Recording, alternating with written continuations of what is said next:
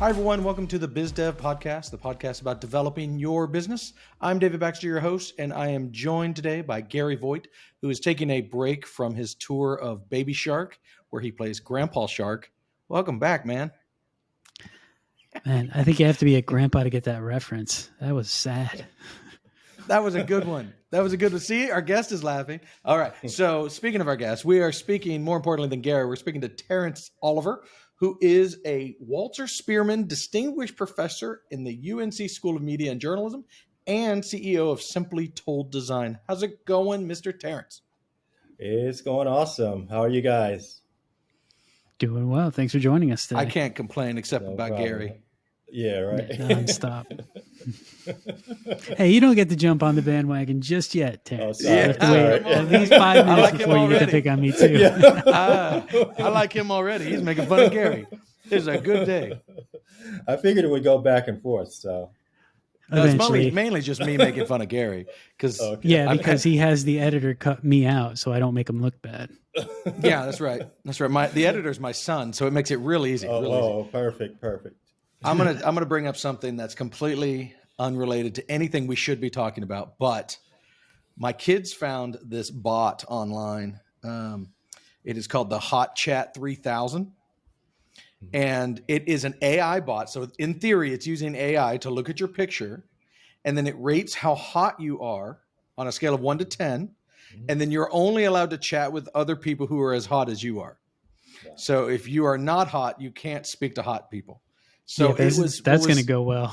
Yeah, you can imagine where this is going. So at first, my son does it. You know, he finds a picture of himself and he puts it up there, and he gets a 6.7, which put him close to Timothy Chalamet, the actor guy from Dune, who is a well-known, good-looking guy. So he's feeling pretty proud of himself, and he goes off and he tells everybody.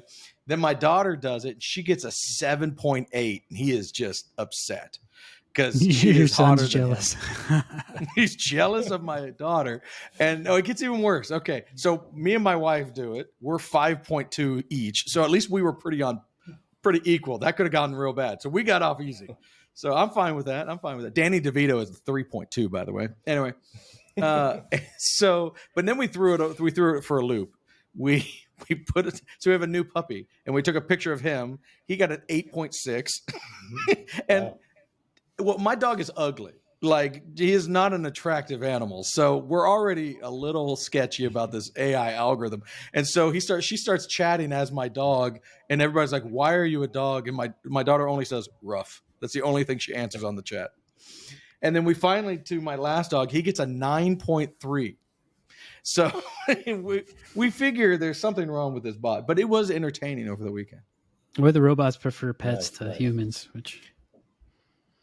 See, if I would have gotten it. Everybody I recognize as a dog, if I'm using AI, this is what I would have done. I would have just automatically given them all like a flat 9. So all pets, just a 9. That's just it. But There's a lot going on in AI now with video and with audio. Everybody knows about the image generation, but it's doing a lot more with video and audio.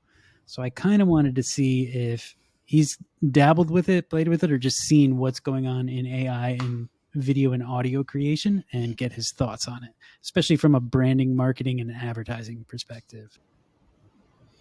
Yeah, so I played with it in January for about maybe 45 minutes.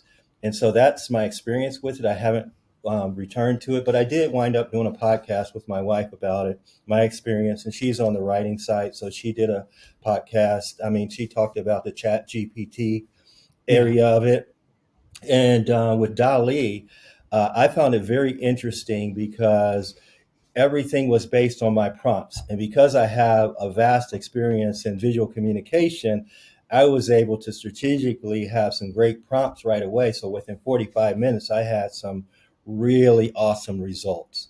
I made some fish robots and things like that, really cool things. And but it really, the more specific I got with my prompts, the better results I got. And that was just my 45-minute experience with it, outside of just generally. Have you reading. seen any of the video that is generated by AI? Uh, I've only seen a little bit of it. I'm still probing in that. Actually, had a little bit of distraction early in the year because my wife had a few medical challenges, and we made it through, thank God. But um, so as far as like some of the newer aspects with video and things like that, I haven't probed into it as deeply as I'd like to Oh, okay. outside of If you Dolly. if you haven't Uh-huh. Googled Will Smith eating pasta, Oh, wow. oh my gosh, I Okay. was crying. It's because AI is. I mean, now this was. I guess this isn't a brand new video. They've made it. What's weird about AI is it's improving so fast. But this was probably a few months ago when I think it originally came out. But it can't do faces great, Hmm. and it certainly can't do mouths great. And so this Right. video is Will Smith, and it's so bad, but it's hilarious. It's he's eating pasta, and then they put like the Fresh Prince of Bel Air behind it. It is Oh, just Yeah, it basically beautiful. have to scrapes check the it out. internet and creates a deep fake from all the images of Will Smith, and then it pulls audio from all the episodes and interviews he's done, and then Interesting. puts together this. I guess you could say it's sculpted a really bad sculpture of a video, but it's interesting and scary and funny all at the same time. But Yeah. What I am curious about when it comes to the video side of it is, do you think, and this is an opinion, right? I'm not asking from a point of expertise, but do you think we will get past the uncanny valley, which for people who don't know what that is, it is the line in which you recognize this is fake. If you look at the eyes on Polar Express many years ago, the eyes look dead inside and it creeps people out. That's called the uncanny valley. When you cross that, which you can say, like Pixar, for instance, doing animation, and they're probably some of the best in the world, they understood the uncanny valley very, very well. So they never went to super hyper realism, right? All their people look like toys. That's their whole shtick. Their humans look like toys.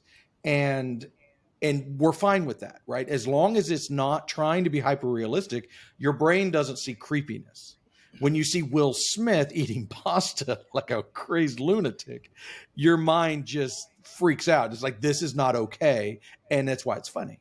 Do you think we're going to get to the point where we have realistic video being generated by AI, which would tie into what you do, your motion graphics and stuff like that?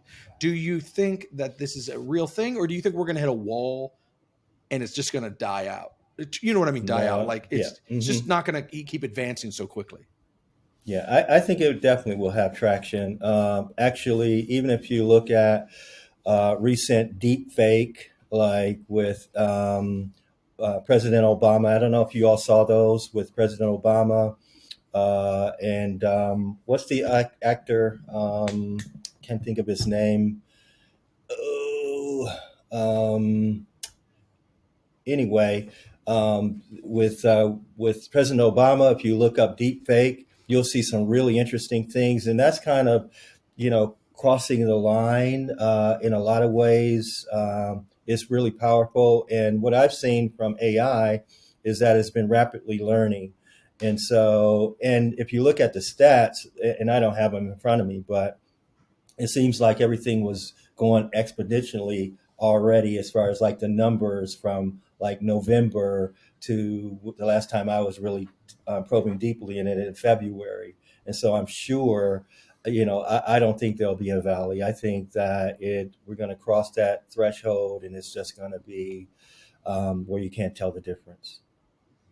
So with that being said, does that make you nervous at all? Being that your business is motion graphics and those sorts of things, does it make you nervous at all about what is coming?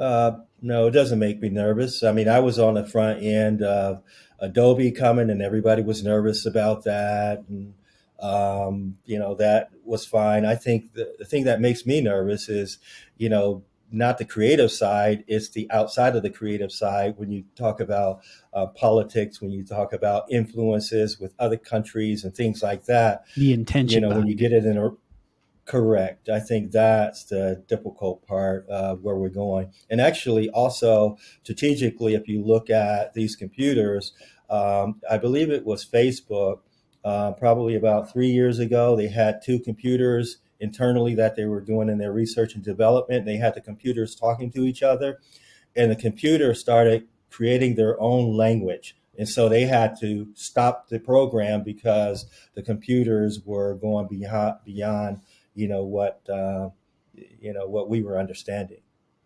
Great. So now we expect Meta Labs has some transformer locked in a glass cage built from two computers that's going to destroy us all. The good news is, Gary, it has no legs, so That's it's true. fine. It's not going anywhere. There's no legs. Did you guys hear? This is from the news.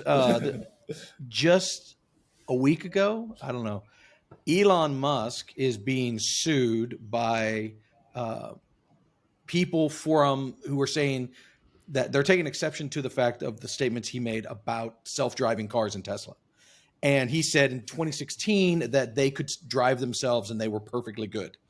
And he's getting sued for those lines. And his lawyers now are taking to court that because Elon is Elon and he's such a public figure, that this very possibly could have been a deep fake and he didn't actually say it. Do we have any proof that he said it? This is now in court. Of course, they do have tons of proof because he said it in 2016 in a open room with 400 reporters. I was going to say you get a bunch of cell phone cameras. But it was really interesting that this is already an argument for someone like Elon. And the judge just absolutely swatted it down, saying, you're trying to put the guys on that because you're public and because people do make deep fakes of Elon, that you can say whatever you want and you do not get in trouble. And he's like, I don't buy it, and just threw the whole argument out. But it was really interesting that we are already to the point where they're throwing that into court. Like you talk about, I mean, in a few years, it's going to get real ugly. It's just, I mean, politics, I can just imagine how ugly it will get. And maybe even this election, but I'm guessing it'll be more 2028 more than 2024 is my guess as to when this stuff gets real mature. Because right now, if you try to put up a video, it's going to look like Will Smith. No one's going to buy that that's Joe Biden, right? It's just not going to, even though Joe Biden eating pasta might be something I would watch. Let's transition back into what we're talking about for this episode anyway. So I wanted to ask you some questions. I'm a designer and I've dabbled in motion design and a little bit of video just for fun. But you've been an award-winning motion graphics producer for a while, and you've now turned that into teaching, and you started Simply Told Design. So can you give us a little, I guess, a brief history of Simply Told Design and how you got there? Yeah, so basically, Simply Told Design is a DBA of Elite Execution Design, which I created in 2013. And so basically, what I focus on with Simply Told Design is really trying to work with researchers or other people who have hard stories to tell. And so Simply Told Design is really communicating complex information simply. So trying to distill information and convey it in simple ways. And so since I'm a professor at a university, a lot of opportunities fall in my lap to work with researchers, medical schools, engineering schools, and those and the like. What makes my situation kind of unique is that since I'm a professor, I train a lot of students because I teach all the motion graphics classes in the journalism and media school. And so let's say 2-3 years out, when students are seasoned, a lot of times I'm able to, they're seasoned professionals, I'm able to bring them in to my company when I need contractors. And so that's how it works, and it's worked out pretty well. Nice. So the background that you had in, I think it was journalism, correct? Like were you working with newspapers or? news outlets or television news? How did that? Yeah, I originally started out in advertising. I worked Okay. for a few ad agencies. I worked for supermarket advertising, and then I went into newspaper, and I worked as an editorial artist, an art director, assistant art director, and ultimately I became an assistant managing editor, where I was in charge of 50 people in a newsroom, and those were in newspapers, and so. Um, that's was my focus The reason I ask is until so yeah. to take that background and then build it into the motion graphics. I'm assuming that you were probably producing and editing a lot of the content for those publications and magazines and agencies. And then now with teaching, you said that you are able to use some of your students that you teach as like contractors. Hmm. Do you have a pretty big team, or do you still kind of operate as a small team using contractors to produce the content now? Yeah. Yes, pretty small, because I am a professor, so I only Yeah. have so much time, and so I do have my daughter, who sometimes project manages for me, but she lives in Shanghai, China. She's about to actually move to Vietnam because of all the things that happen in China, Yeah. and so. But she's kind of liking that. But she sometimes manages for me, but I do use a lot of contractors or subcontractors, however you want to define them. But it's more project by project basis. But I'm about, I would say, 15 deep as far as my go-to team that I have now. Okay. Did you find it hard to go from creating the content, editing content, to managing other people that are doing that? In other words, David Uh, likes to ask a lot of times, you have to become a leader, which means you also have to give away some of your job for other people to do it for you. Since you have like 15 people you're working with, I'm guessing a lot of your time is now spent with more administration type duties and management type duties instead of actually editing and producing content. Yeah, I think that in any creative's life, there are seasons, and you have to recognize those seasons. And so when I was hands on in newspapers, I was doing a lot of illustration, a lot of design, a lot of infographics, just a diversity of creative projects. However, when I was recruited to be art director, then I had to make a decision: how do I juggle that? How do I manage that? And in the same way, it's sort of like the same thing that I'm going through now with my company. And so, with that said, a lot of times what will happen as you rise up as a leader, you'll have your hands on a lot of projects. But what you have to realize too, when opportunity comes and things expand, you have to open up your mind to realize that you can't do everything. And a lot of times, especially with the schedule that I was juggling, I would be up till 4 a.m. working on projects, and then back in the classroom maybe at 10 a.m.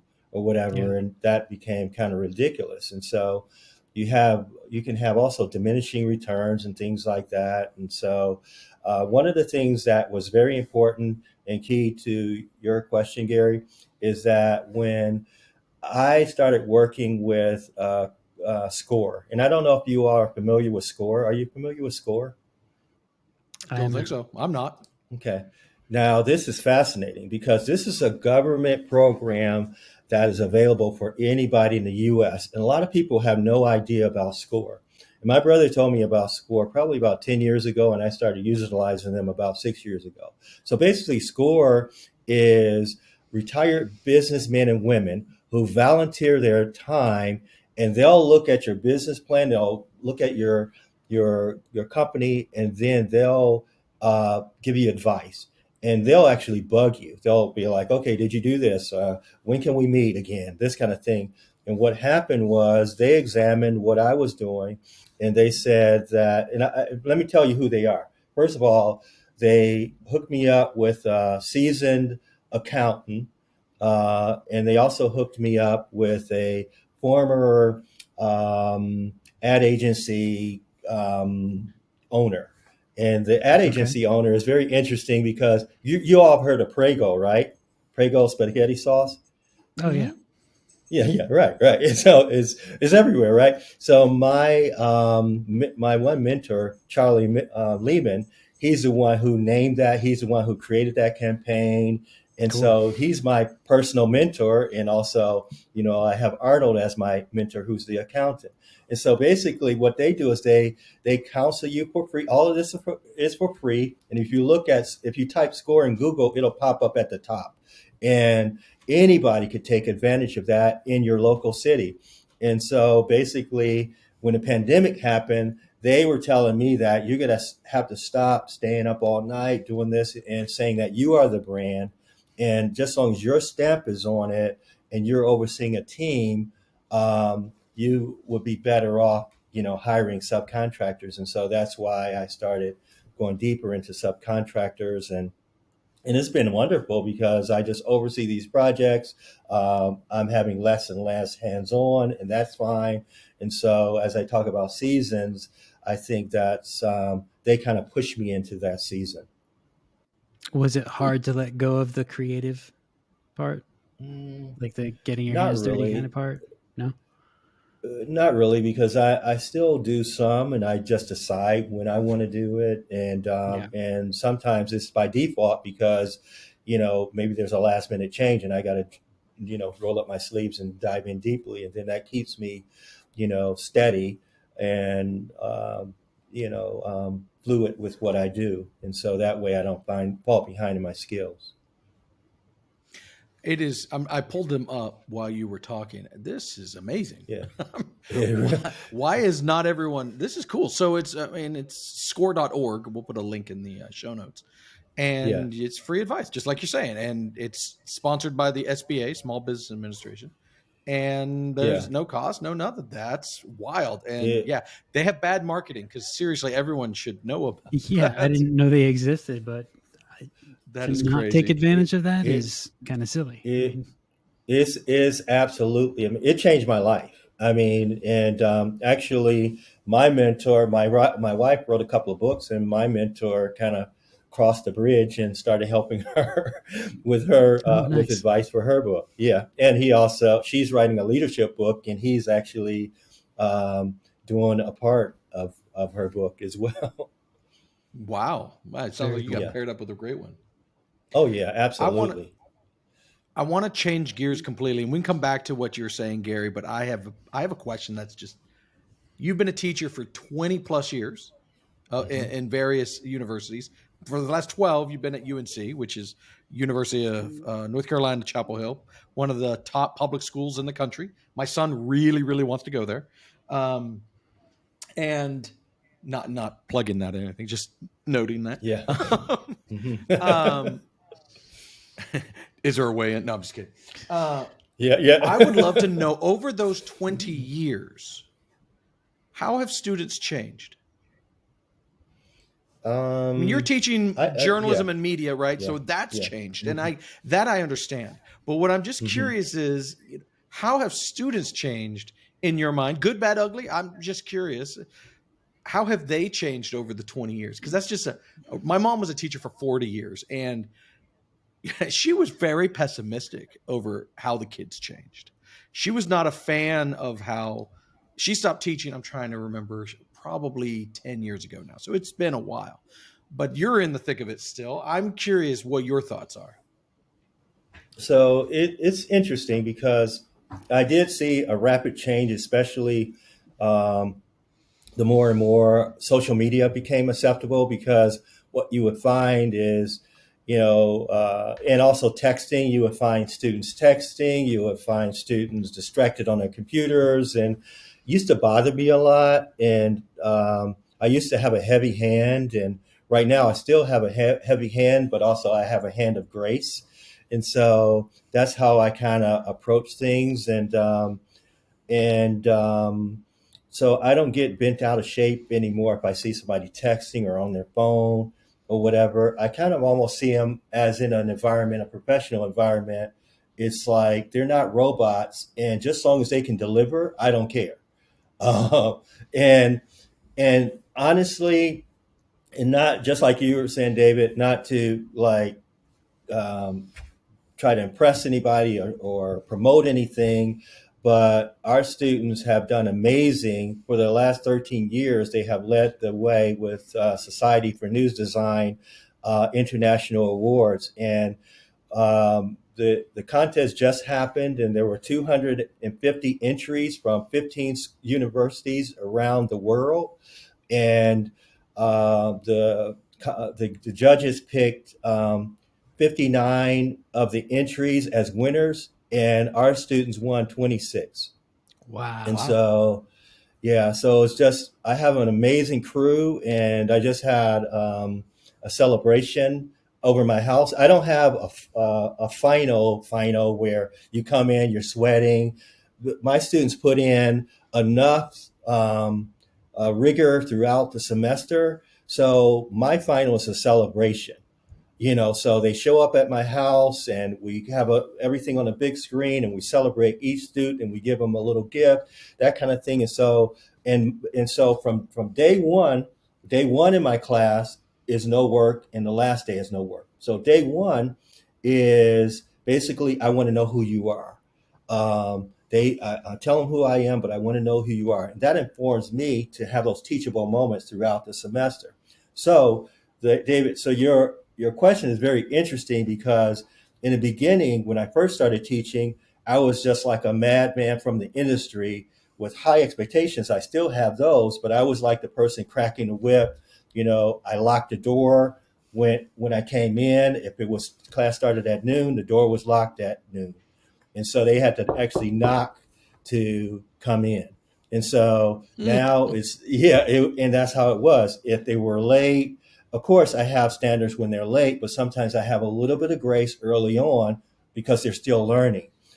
But again, I think when I talk about that hand of grace and then also that hard hand, it's just that balance that you have to have. And so what I've seen is that the students are way better than multitasking than I will ever be.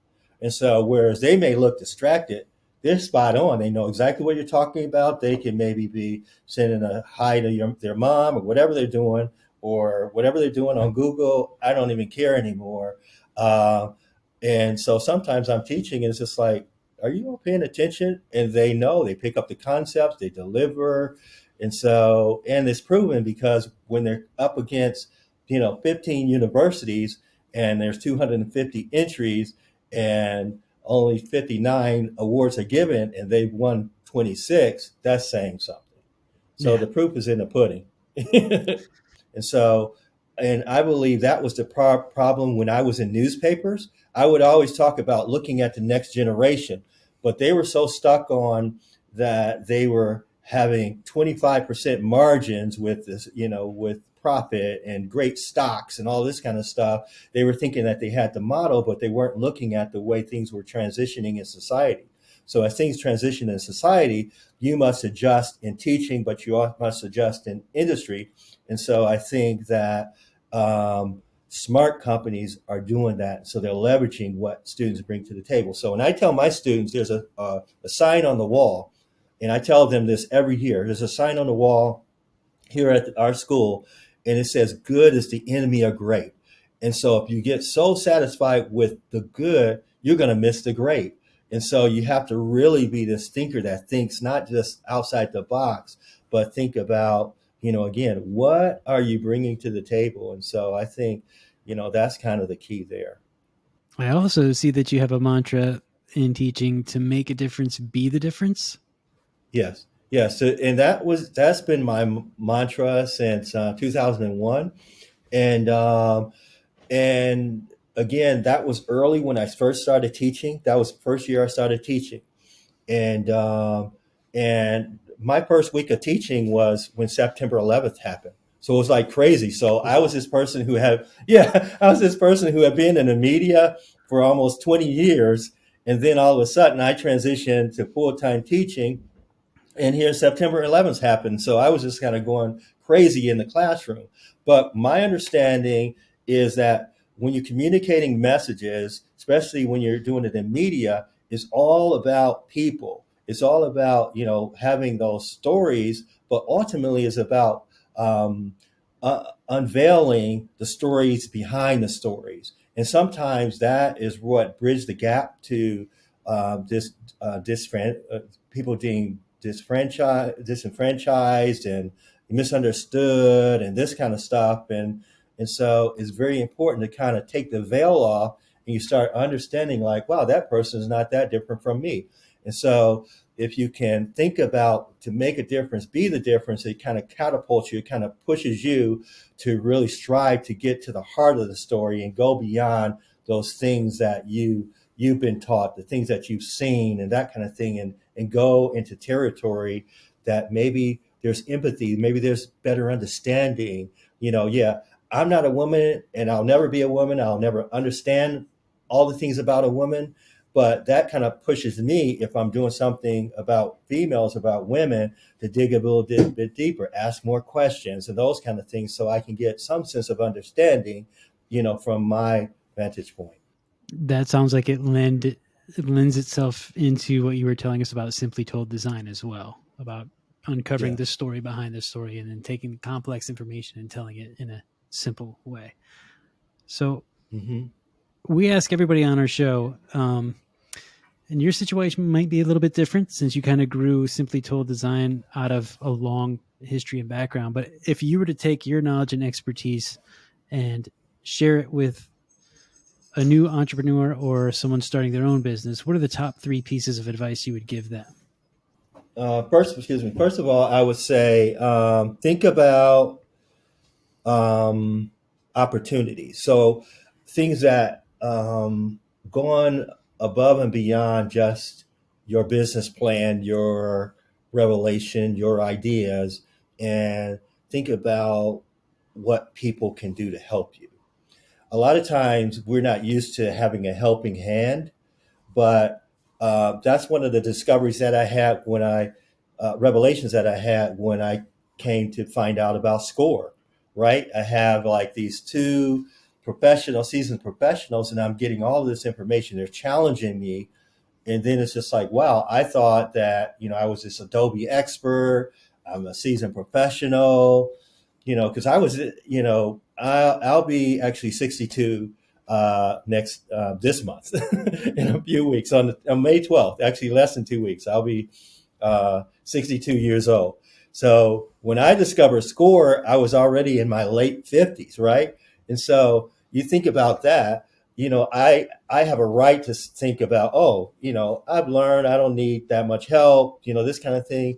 No matter where you are, whatever age you are, you can always use help from other people. And I think that is fundamental to think about how you can leverage that. And when you go to places and you meet people, is a lot of times there's win-win situations. So it's not about just networking and you're trying to find, okay, I'm trying to find this person who can help me, but you're trying to also find people you can help. And there's just like this exchange and this, timing and all of that. So I think that's important.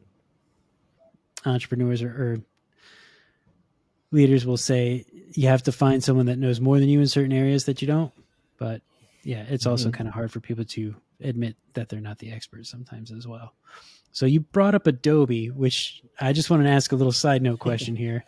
In your path in video editing, has it always been Adobe? Have you always worked with Adobe products, or did you dabble in like the Apple like Final Cut stuff, or recently into the DaVinci Resolve space? Okay, so I started off as traditional illustrator, so Oh, doing okay. pastels, painting, drawing, anything that related to that. And so my transition into even digital tools was um, really a program called MacDraw. And so it was before Illustrator, before something called Freehand. And so it kind of started off with those kind of programs. And then when Freehand was the major drawing program, digital program, I started using Adobe Illustrator. Something about Adobe Illustrator told me that this was solid. And so I started teaching industry professionals at the Poynter Institute, along with other professionals. and one guru, he was all about freehand, and I was about Illustrator, Adobe, and I saw like the writing on the wall. And of course, I won out. Yeah. And eventually Adobe bought Macromedia and freehand just got absorbed Correct. into Illustrator anyway. So Correct, and that's how they got After Effects too. So Yeah. they were strategic and they were smart and they were buying all these companies. And right now in the AI space, they have something called Firefly, and I just looked into that. I haven't been able to dig I've been playing with deeply it. into that. Oh yeah, you like it? Yeah. It's interesting. I like the way that they Yeah. attribute and credit any of the artists' styles or imagery that they use. Oh, That's nice, very cool. nice, nice. Yeah. So as far as like that evolution, I did start as far as motion.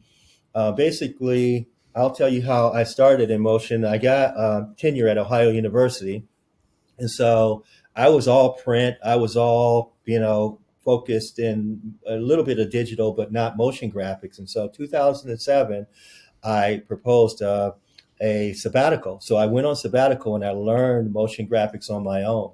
And so I started using Apple Motion for about a month and a half. And then I realized that I was going in the wrong direction. And so I started using Adobe After Effects. And so that's how I got into that. And so that's been the premier program that I've used. And it's really the industry standard right now, even though there's other ways of producing as well. Yeah, After Effects is really fun. I like using After Effects when I have the chance to. Okay, that was a little bit inside baseball just for me. So I know David had a question. Man, podcast related. I need a nap. Oh my gosh, nerd test. So what do you got, David? What do you have? Oh, I don't touch design anymore. I hired Gary and haven't looked back. I used to do design, and I still consider myself a designer, but it's more of a UX thing than it is making pretty things. Like I used to do all of for 6 years or so before I started really maybe even longer than that, of Big Pixel. I did all the designs, and they were fine. They were good. Clients liked them. But then I hired Gary and I realized how simple my stuff was. I think I came in actually at a good time when super clean design and minimalism was popular. I could do that, right? I could do that. Right. And then as it's moved away from that to the material stuff and the fluid stuff and all of that, where it's a little more subtle, I realized how bad I really was. Like I could do clean and minimal, and that worked. But once you stepped a step or two out of that, I just didn't have the skills. And so it was very good to find someone like Gary, who is very good at that stuff. That's the only time we're going to edit this out totally. And Terence, my path was similar to yours. I'd started freehand drawing and taking commercial art classes in a local college. And that was when digital art was kind of taking over in that space. So it was like the commercial art where you draw, photograph, make, and then burn plates for print and stuff like that. And then digital art was starting with MacDraw and Illustrator. And there was that gap in between where I wasn't comfortable with computers at all. So I kind of had a weird separation where it was like, okay, well, if I'm not going to go anywhere with the actual physical drawing abilities and I have to learn computers, I don't know if this is the right move for me. So it took me a little while to kind of adjust. But then once I got into computers again and saw how easy Illustrator was to use, you didn't have to be a programmer to actually draw nice, cool looking stuff on the computer anymore. That's where I started there. And then all through the Adobe products up to now, where I do a lot more UI and UX design. So I've been using Figma a lot more because it's built more for that. But I still use the Adobe products. Same as you, started in print and then kind of went up through the chain. I did a little bit of motion graphics and After Effects for a little while. I love doing it, but I never became an expert at it. Never had the time to devote to it. But still super impressed by that. Is really, this conversation is great. You know why? Because this is what I love about it, because there's room for everyone. Honestly, there's room for everyone. Flat design, simple design, more organic stuff. Oh yeah, for sure. And then also people who may... if there was an iPad Pro and an Apple Pencil back then when I was young, I would have never, ever stopped. That's so awesome. Yeah, there's tutorials everywhere. LinkedIn Learning, you could just go YouTube and you can have like an 18-year-old showing you something in 5 minutes that could be critical to your career path. It's just that amazing. And so that's what I try to impress upon students is that, you just have to learn how to learn, and really it's just kind of problem solving. It's just like, what do you want to do?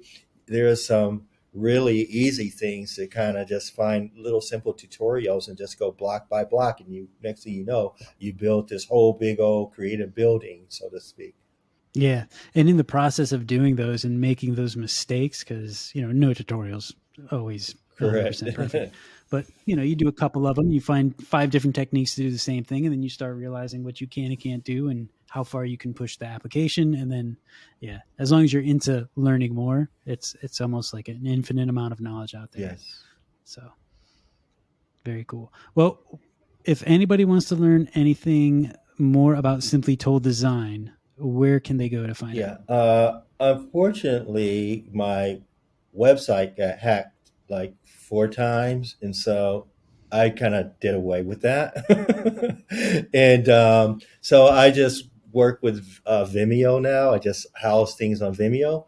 So if you go to vimeo.com /elite execution, eliteexecution.com. Vimeo.com /elite execution design.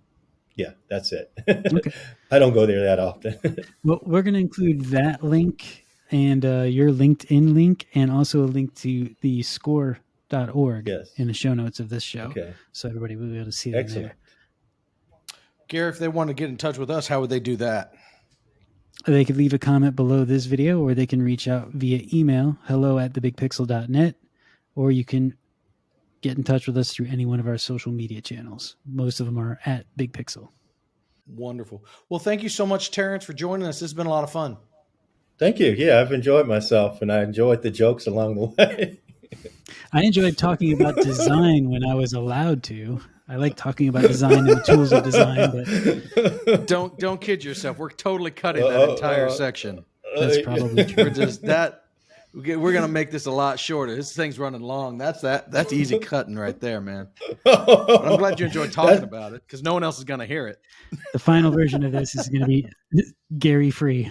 Don't cut out the fighting. I like that.